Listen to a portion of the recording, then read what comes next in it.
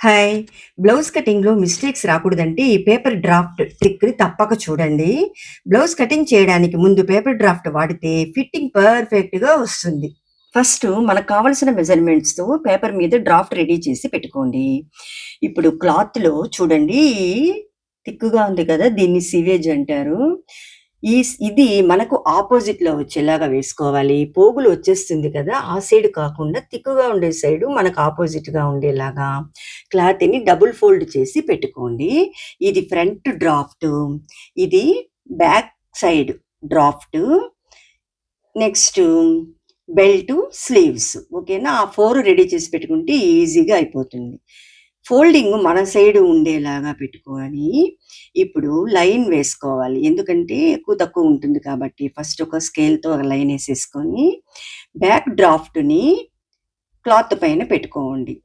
Folding side కరెక్ట్‌గా ఉండేలాగా పెట్టుకోండి. కింద లైన్‌కి ఈక్వల్‌గా కాదు. ఈ ట్రిక్‌ని మర్చిపోకండి. ఇది టిప్పుగా అనుకోండి. కింద లైన్‌కి ఈక్వల్‌గా కాదు. సైడ్‌లో ఫోల్డ్ చేసాం కదా! దానికి ఈక్వల్‌గా నెక్‌ని పెట్టుకొని, arm hole, sides, neck, shoulder tailor చాక్‌తో డ్రా చేసుకోండి. బ్యాక్ సైడ్ పార్ట్ రెడీ అయిపోయింది.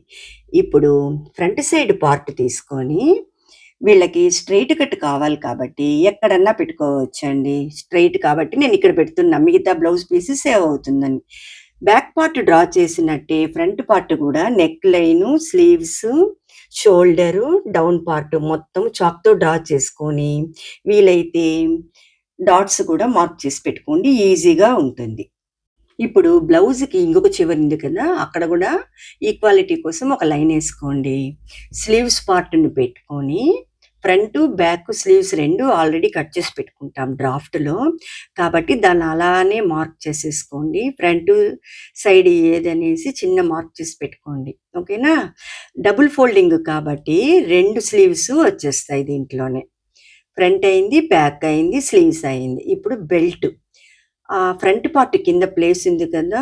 ఫోల్డింగ్ సైడ్ కాకుండా అన్‌ఫోల్డ్ సైడు అక్కడ బెల్ట్‌ని పెట్టుకొని మార్క్ చేసుకోండి నీట్‌గా. ఇంకొకసారి గూడా పెట్టుకొని ట్రై చేసి ఏది ఫ్రంట్ సైడో చూసి కూడా మార్క్ చేసుకోండి. డబుల్ కన్ఫర్మేషన్ ఉంటే మేలు కదా! ఇప్పుడు స్లీవ్స్‌కి, బెల్ట్‌కి మధ్యలో ఉండే ప్లేస్‌లో కాజా పట్టీ, హుక్ పట్టీ కోసము ఎన్ని సెంటీమీటర్స్ కావాలనో, ఇంచెస్ కావాలనో పెట్టుకొని లైన్ డ్రా చేసుకోండి. ఇప్పుడు బ్యాకు, ఫ్రంటు, 2 స్లీవ్సు, కాజా పట్టీ, హుక్ పట్టీ, 2 బెల్ట్ పట్టీలు వచ్చాయి. ఇది 4 బెల్ట్ పట్టీలు కావాలంటే దీన్ని ముందుకి ఫోల్డ్ చేసుకొని 4గా కట్ చేసుకోండి. చూడండి ఎంత క్లాత్ సేవ్ అయిందో. ఈ వీడియో మీకు నచ్చితే లైక్ చేయండి, సబ్స్క్రైబ్ చేయండి. బ్లౌజ్ కటింగు చాలా కరెక్ట్‌గా వస్తుంది.